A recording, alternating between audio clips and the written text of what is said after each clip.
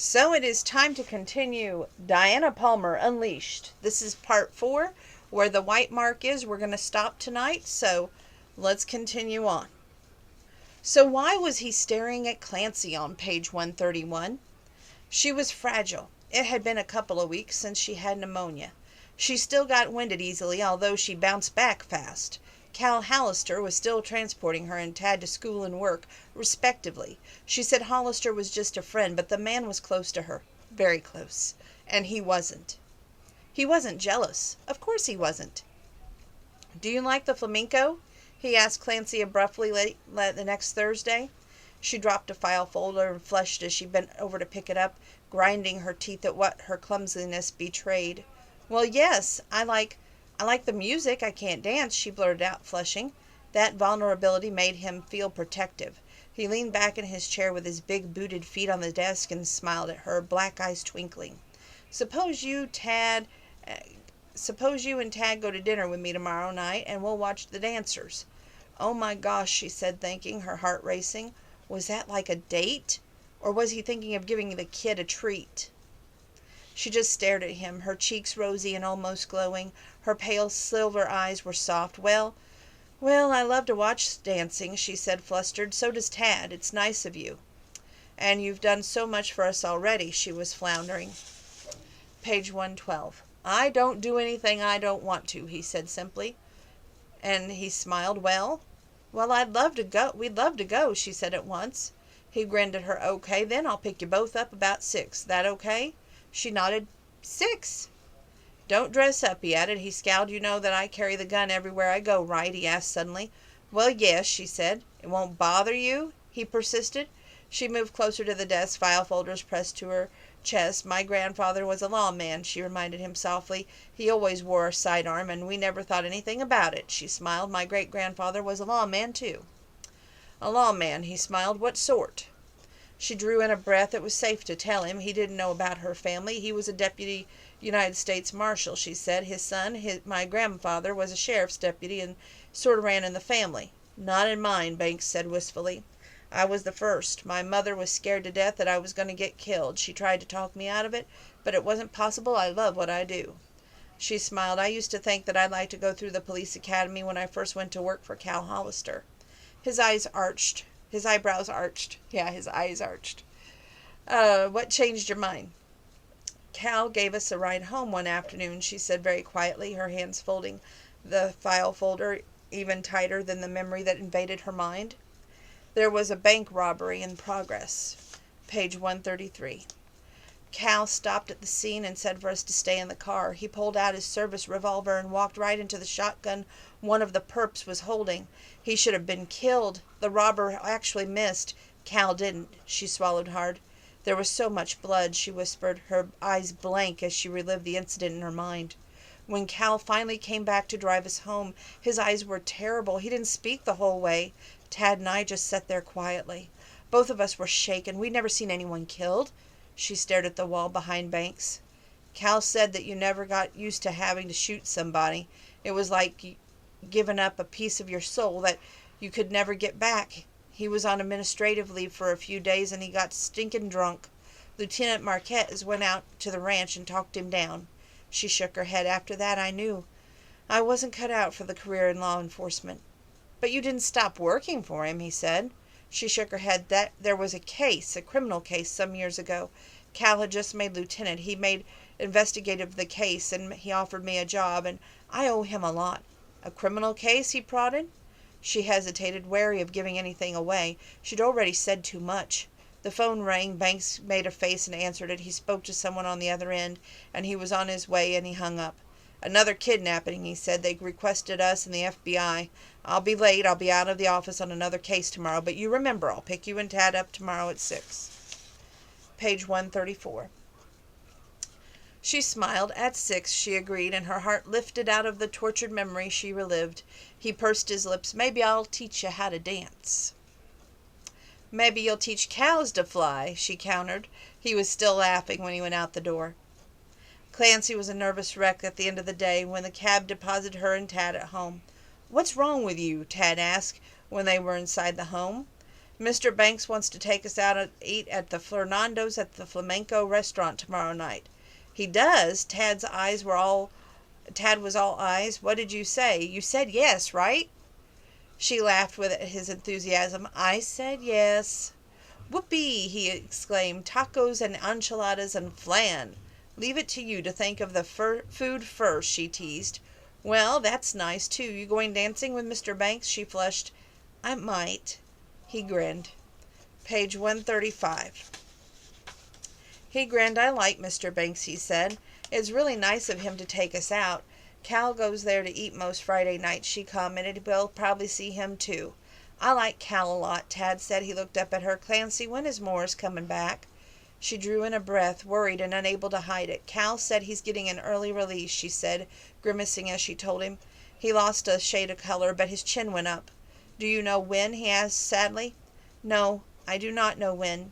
We won't live with him, will we? He asked uneasily. Silly boy, she hugged him close. No way. Page 136. Thanks, I was worried. He looked up at her. Do you think he's changed? No, she said flatly. Very few people change what they actually are. Some of them put on a really convincing act. Morris was good at that even before he went to jail. He'll be on parole though, right? He added. I mean, they'll keep an eye on him. He made threats. Nobody heard him make them, she replied quietly.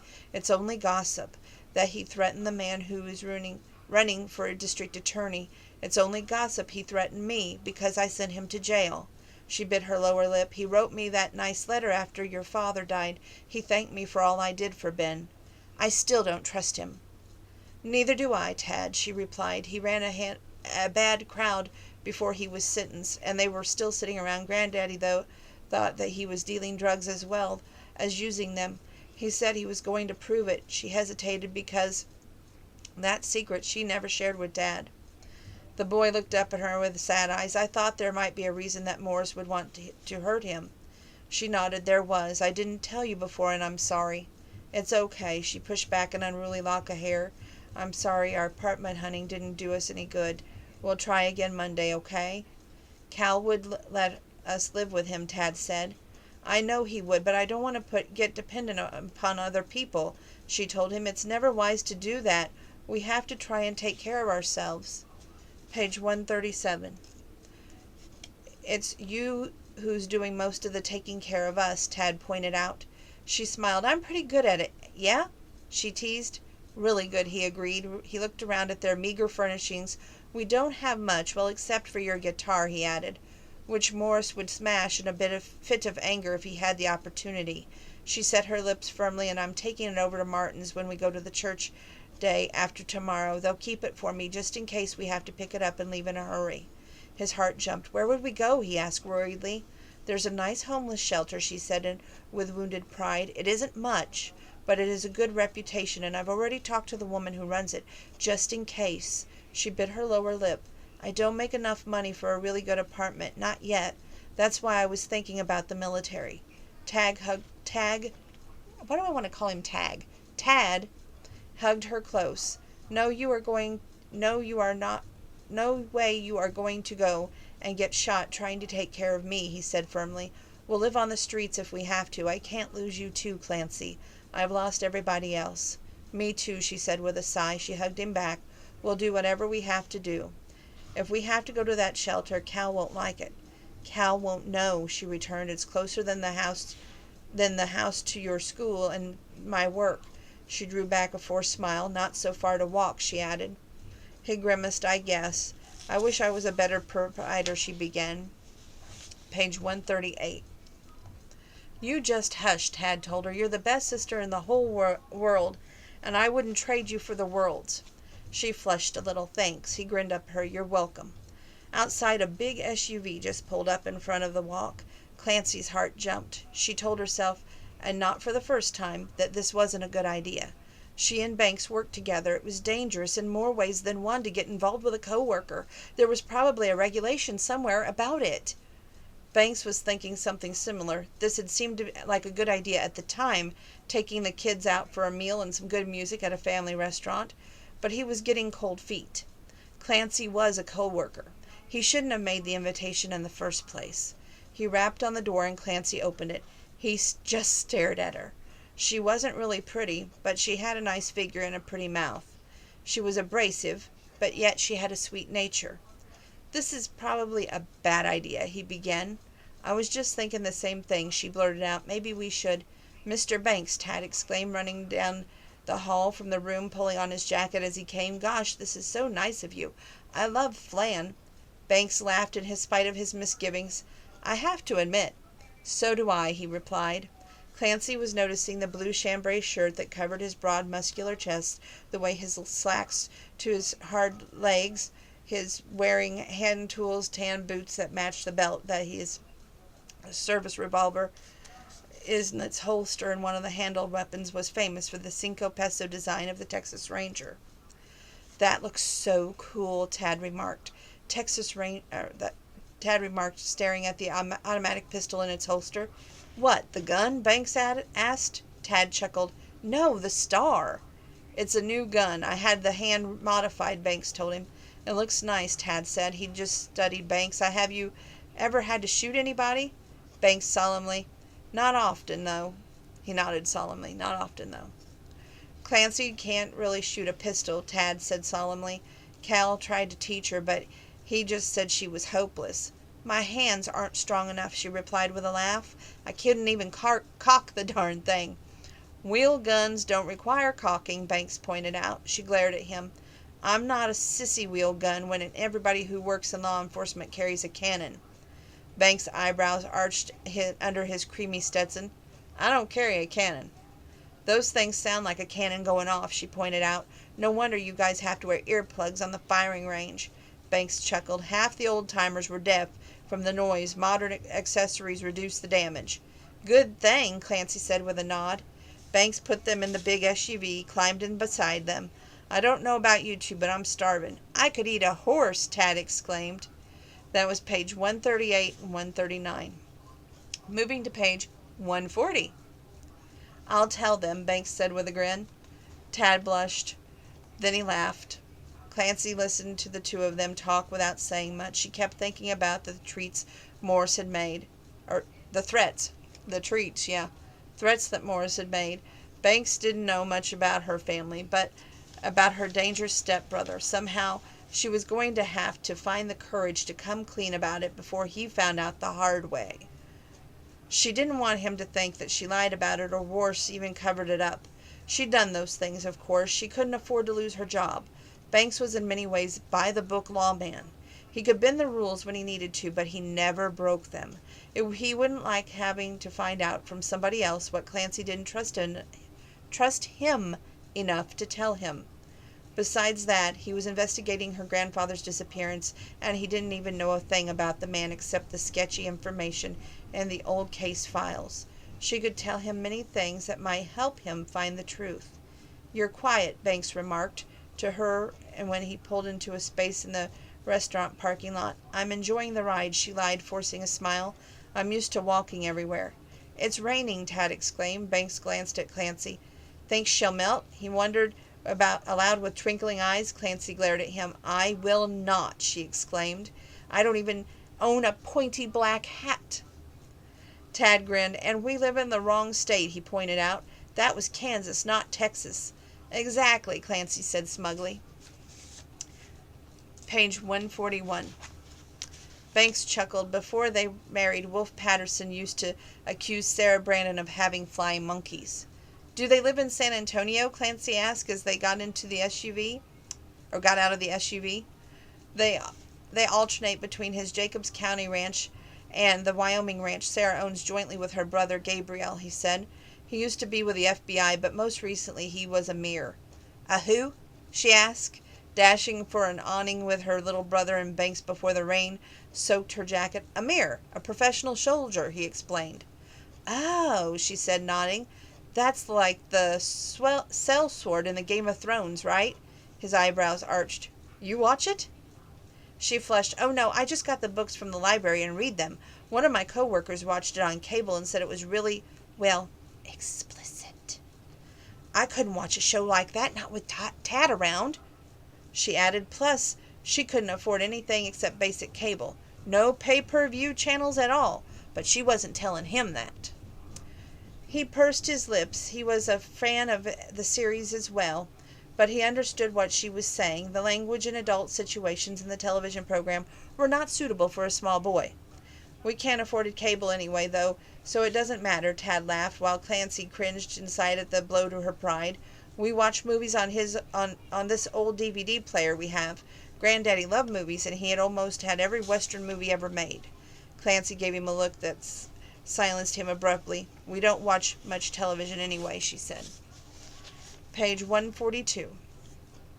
She used to practice all the...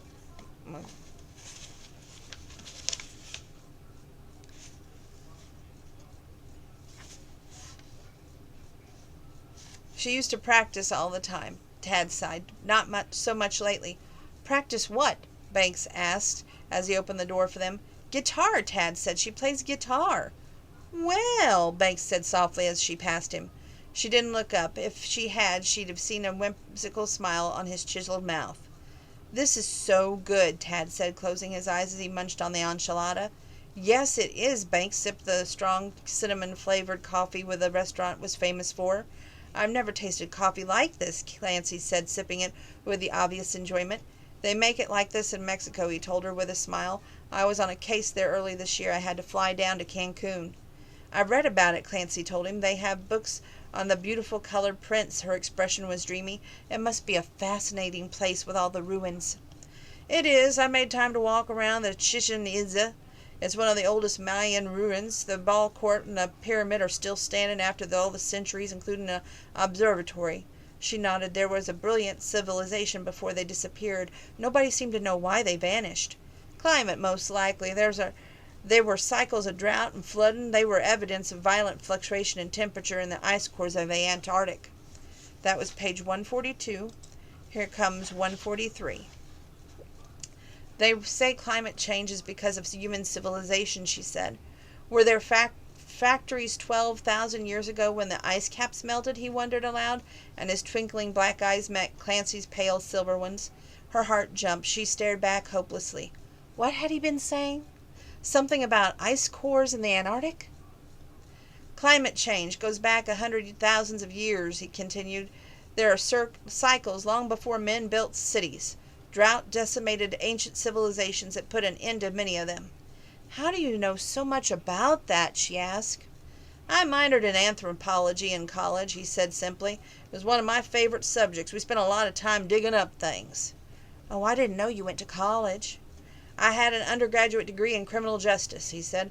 Since I planned a career in law enforcement, I thought it was a good idea. I worked at the Department of Public Safety in the daytime, went to school at night. That must have been hard, she said. He smiled. It was interesting, he agreed.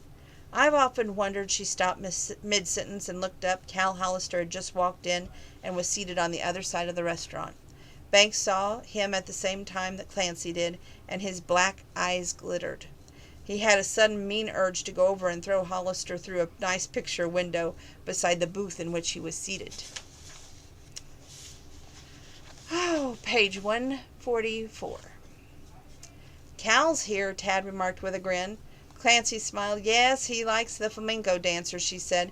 She glanced at Banks, who had the oddest expression on his face.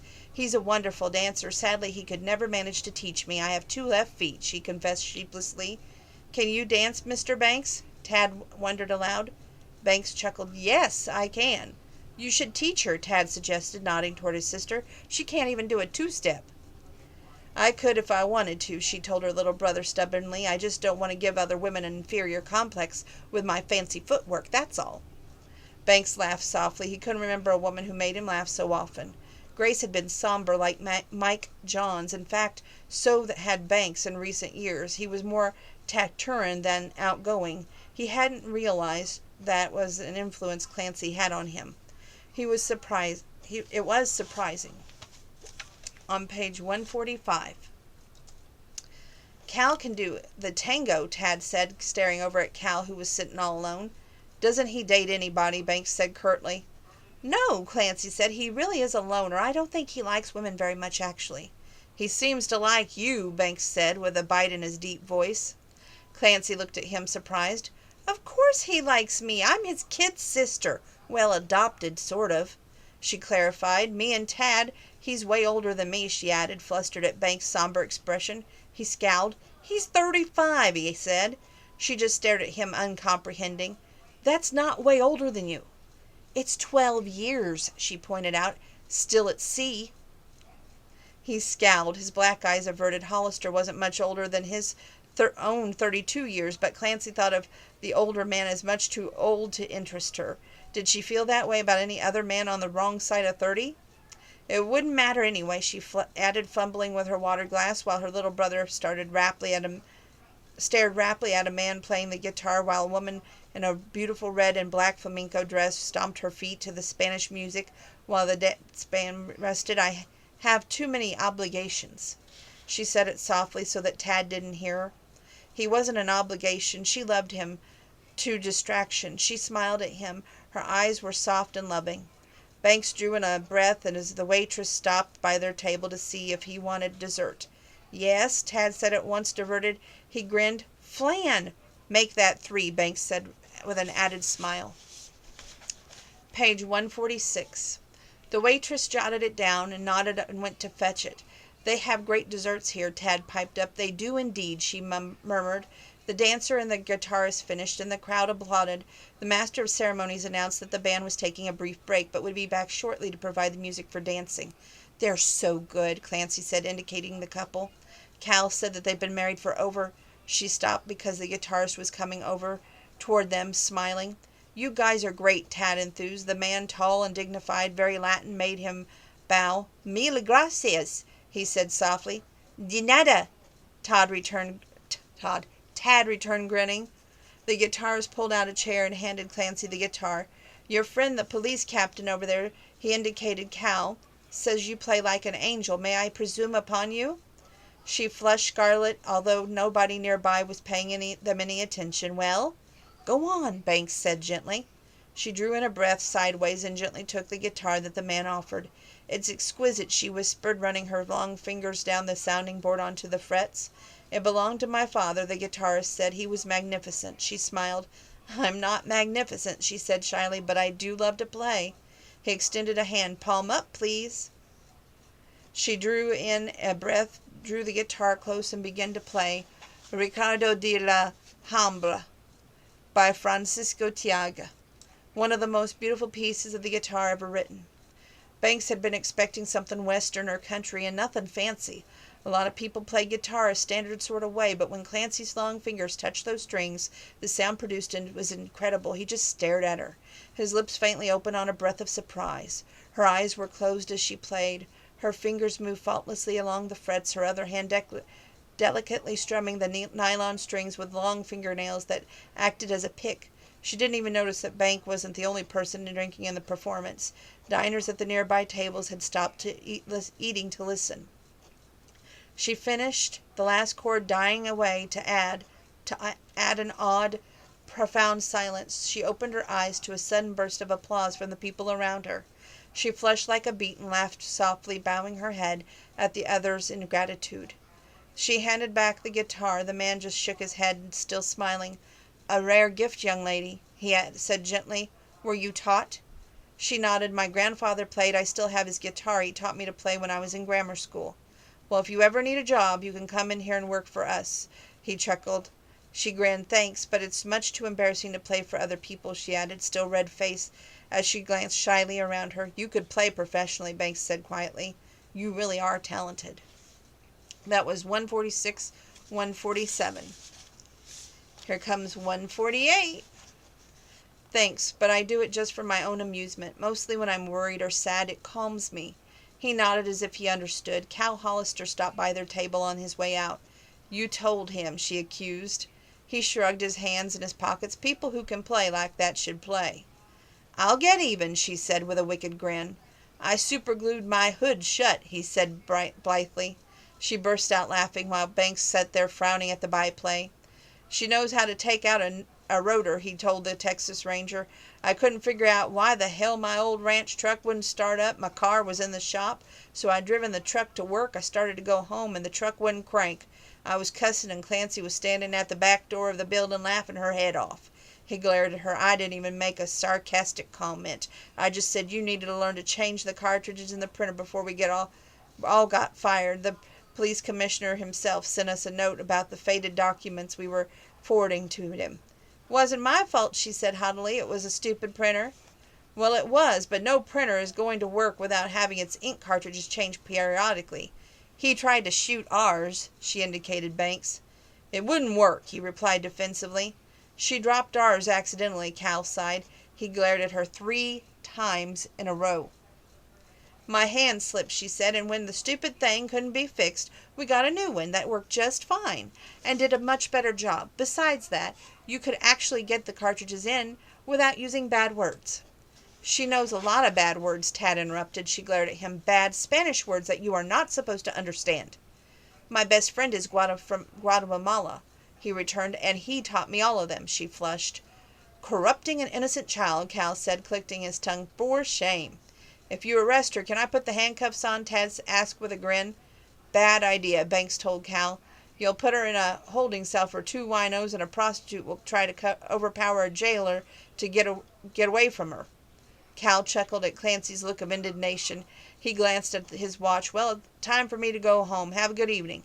You too, Clancy said. He threw a hand up and walked out the front door. Banks was curious about the rapport Clancy had with Hollister. He had to admit that he saw no romantic attachments there. Hollister did, indeed, treat her like a little sister. Isn't it early for him to go home? Banks added, glancing at his watch. He never stays long, she said. Actually, the gossip is that he keeps coming in here looking for somebody. His eyebrows arched. Somebody? She nodded. A woman from his past. Apparently she used to come here for the music, too, a long time ago. That was 148, 149, 150. He drew in a breath. I guess hope springs eternal, he said, and he was thinking about Grace Charles, who was coming to San Antonio soon. Clancy knew about Grace. It was painfully obvious that Banks was carrying a torch for her. If only she could convince her heart, stupid organ, that he was committed to someone else. Nobody makes flan like they do, Tad said with a heartfelt sigh as he swallowed the last tiny bit of his dessert. Clancy grinned as she finished her own. Nobody in the world, she agreed. The band tuned up and started playing again, a lazy 2-steps. Banks stood up and held out his hand. Shall we? He asked with twinkling black eyes. I'll trip over my own feet and put my head through the bass drum, or I'll knock some poor unsuspecting soul into a bowl of hot soup, she sighed. I'm absolutely graceless. Grace can be taught, he said softly. We'll be back, Tad. I'll watch, the boy laughed. The music is just great. It really is, Clancy said when Banks pulled her into a dance floor and slid a big warm hand around her waist. He curled his hand into his and moved lazily to the music. She stumbled once, but he righted her. Don't look at your feet, he said softly. They won't know where to go unless I tell them, she protested. He chuckled. Not true. Come on, close your eyes and listen to the rhythm. Move to it. Dancing is more instinct than exercise. It's an art. No, actually, art is when you go to museums to see it. Page 151. A lot of that art isn't art at all. It's insanity. She grinned. That's exactly what Tad said when we went traveling to the art exhibit from Europe. Honestly, some of those paintings could have gotten the artist arrested only 20 years ago. I know what you mean. He turned her easily as the lazy tune played. I don't move with the times much either. Our mother was old-fashioned, so are Brenda and I. Brenda's so nice, she said. She loves dogs and cats, he pointed out. Animal people are usually nice, besides she gardens. That's almost a character reference, Clancy laughed. People who plant things and work in gardens are some of the nicest folks on earth. They are. He lifted his head and looked down into her pale eyes. Now, see, you're dancing very well indeed. She flushed. Better than I used to. Thanks for being patient, I mean. His fingers slid in between hers. I'm always patient, he murmured at her temple. His voice sounded like rich, smooth velvet as her heart ran wild in her chest. You are not, she returned, trying to regain her equilibrium. You threatened to shoot printers. I need to find that cop from Palo Verde and bring him to our office. She looked up at him. They had a soft drink machine that ate dollar bills and didn't return money or soft drinks, so this officer accidentally hit him with a baseball bat several times. Her eyes twinkled. Did they catch him? He nodded. He told them it was a muscle spasm, but the judge didn't buy it. The policeman had to replace the machine. I hope the replacement was a better machine, he sighed. Well, that's the problem. What is? 150, 151, and 152. It was a better machine. It came with all the instructions about how to put money in and how to press the appropriate button, but the same officer kept pushing the button for a chocolate bar and kept getting peanuts in return. After the 6th time, he pulled the service revolver and shot the machine. She burst out laughing. Oh, dear. He lost his job and had to find something else to do with his life. I'm not sure his career choice is much better. What's he doing now? He pursed his lips. Servicing soft drink machine. She laughed until her eyes stung. She laughed until tears stung her eyes. Oh, the poor man. He holds the record for the number of drink machines destroyed in South Texas. Excuse me. He cocked his head and studied her. I'm thinking of challenging his record on the subject of printers. You can't. They'll think I did it. Damn. I did sort of the total stupid machine at Cal's office, a second one that will look very bad on my record. I'll drop it off on the local landfill and tell the people it's been kidnapped, he said lazily. I'll even forge a ransom note. You'll end up in Leavenworth, she pointed out. He grinned. You can come visit me on the weekends and bring nail files. Page 153. She chuckled. How long did it take you to learn that trill you do with that right hand on your guitar? Not long, really, she said. I can use a pick. My fingers don't work right. I can't use a pick. My fingers don't work right. But I keep my fingernails just a little longer on my right hand, and they work very well, especially in flamenco. I never heard anyone play like that who wasn't on a stage. You should have heard my grandfather play, she said. Her voice was soft with memories. He could play country, western, pop, folk, flamenco, and even jazz. He did an arrangement of San Antonio Rose that won him an award. In fact, he studied music for years under a fairly famous guitarist who came from Spain. I bet you have calluses as hard as plastic on your fingertips of your left hand, he mused. I do. I could set a match to them and I'd never feel it, but I can only play nylon strings. I can't manage steel strings. My hands aren't strong enough. His fingers smoothed over them sensuously. Mine are. It takes a good bit of hand to shoot a pistol, especially a .45 auto. We learn to do it with both hands, too. I remember. I don't mind guns. I just hate it when angry people think they're the answer to all life's problem. All too true. She was wheezing just a little. He stopped in the middle of the dance floor. Need to sit down? She asked gently. She looked up at him and would have chewed her tongue off before she agreed with him. It was sheer, page 153, 154. Heaven to stand that close to him, to feel his strong arm at her back. His fingers linked into hers, curled into his chest while they moved to the music. Oh no, she blurted. I'm fine. His lean hand reached out to push the strand of soft wavy hair off of her forehead. His black eyes were intent on hers. You're not what you seem, Clancy. What do you mean? She asked, concerned that he might have learned something about her that she didn't want him to know. You're not that snippy clerk I thought you were when I first gave you the job. Actually, I am snippy, she confessed. I got picked on a lot when I was younger. By the other kids, I gather? Not by the other kids, by her stepbrother, her stepfather, and her stepbrother's friends. But she wasn't going to open that can of worms. Something like that, she said after a minute. He glanced behind them at Tad, who struck up a conversation with a couple at the next table and was speaking animatedly. He mixes well, he said. She nodded. He never meets a stranger, she said with obvious affection.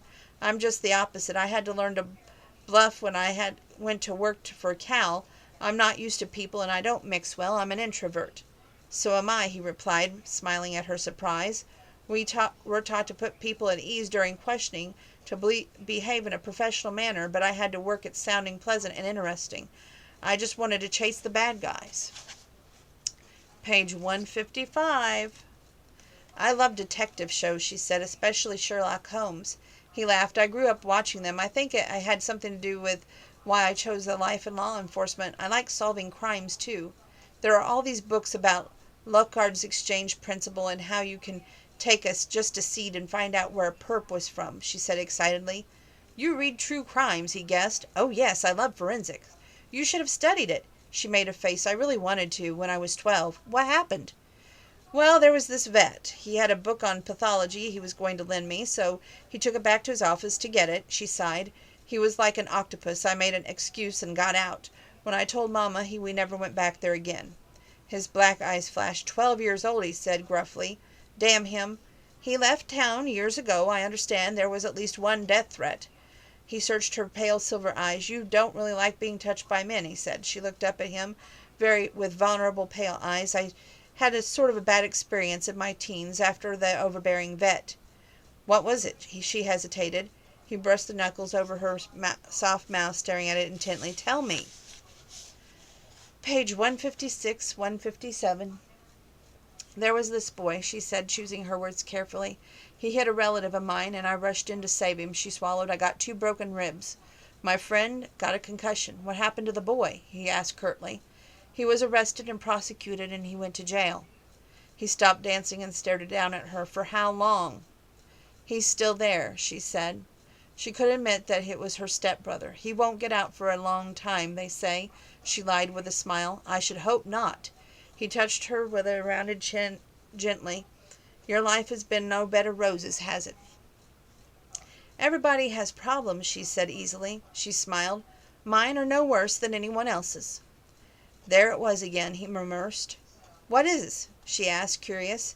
That incredible optimism, he replied. He smiled quizzically. The only other person I've ever known had it was Grace. She lost a fiancé in a bank holdup, got shot on a missionary plane in South America, and spent years ministering to poor people in jungles. She was always smiling and downplaying her own tragedies. She must be very kind, Clancy said non-communicatively. Kind and loving. His eyes held a faraway, dreamy look. I haven't seen her in years. I'm looking forward to it. When is she coming back? In a couple weeks, I believe, he said. We've got a lot of catching up to do. I imagine so. It was late when the band wrapped up and started packing up its instruments. It's late here, too. On page 156, 157. Banks drove a sleepy Tad and a subdued Clancy home. Tad woke up and they reached the house. He yawned as he went ahead of them to the front door and leaned against the wall while Clancy unlocked it. Thanks for supper, Mr. Banks, Tad said, smiling. It was great. We'll do it again, he promised. Swell. Well, good night. He went down the hall to the bedroom, leaving Clancy and the Banks on the front porch, with the door standing open. It was a lovely night. Thanks very much, Clancy told him. He moved a step closer. His heart was hammering in his chest. Being close to her all night had provoked some odd sensation in his tall, fit body. It had been a long time since he had a woman, and Clancy made him hungry, and had to remind him how young she was and how sheltered she was. He toyed with a short strand of her hair as he looked down at her. This was fun. I don't get out much except for business. I guess I've forgotten how to enjoy a night out. She smiled. We've enjoyed it too. We don't go out at night much, she grimaced. It's pretty dangerous for wimps like Tad and me. Just be cautious. He glanced at his watch and made a face. I better get home. I'm off tomorrow, so I'll be overrun with ranch chores and I don't get done when I'm working in town. It's supposed to rain, he smiled. I get wet all the time. I never get sick. I wish I could say that, she replied ruefully. Page 158.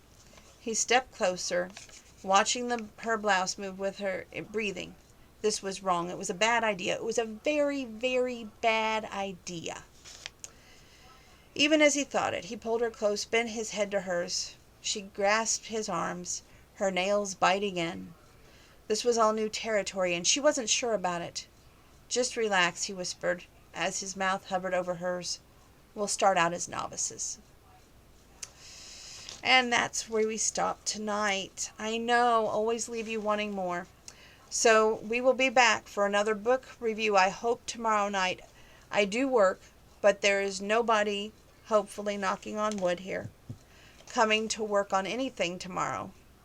And hopefully Grandpa feels better. Hopefully everything is just as it should be.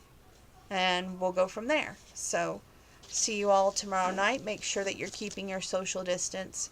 Make sure you're washing your hands. When you can't wash your hands, make sure you're using your hand sanitizer. And as a rule and as always, wear your mask. Love you all. Take care of each other. Take care of yourself. God bless.